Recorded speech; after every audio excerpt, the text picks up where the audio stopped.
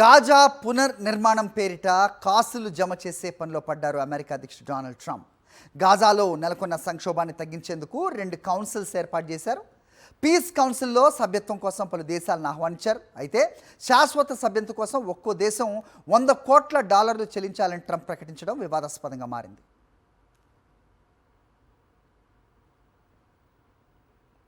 Gaza శాంతి మండలిలో తనకు నచ్చిన దేశాలకు సభ్యత్వం ఇస్తున్నారు డొనాల్డ్ ట్రంప్. ఇందులో చేరేవారికి తొలి 3 ఏళ్ల వరకు సభ్యత్వం ఉచితంగా ఉంటుందని ప్రకటించారు. ఆ తర్వాత శాశ్వత సభ్యత్వం కోసం 9,071 కోట్లు చెల్లించాలని నిబంధన పెట్టారు. అది కూడా నగదు రూపంలో 5 ఏళ్లలో గడువులోగా కట్టాలని తెలిపారు. అంతేకాదు, శాశ్వత సభ్యత్వం ఎవరికి ఇవ్వాలనే విషయంలో తుది నిర్ణయం ట్రంప్దే. శాంతి మండలిలో తీసుకునే నిర్ణయాలపై ప్రతి దేశం ఓటు హక్కు కలిగి ఉంటుంది. కానీ ఆ ఓటు చెల్లుబాటు అయ్యేది లేనిది మాత్రం ట్రంప్ నిర్ణయిస్తారు.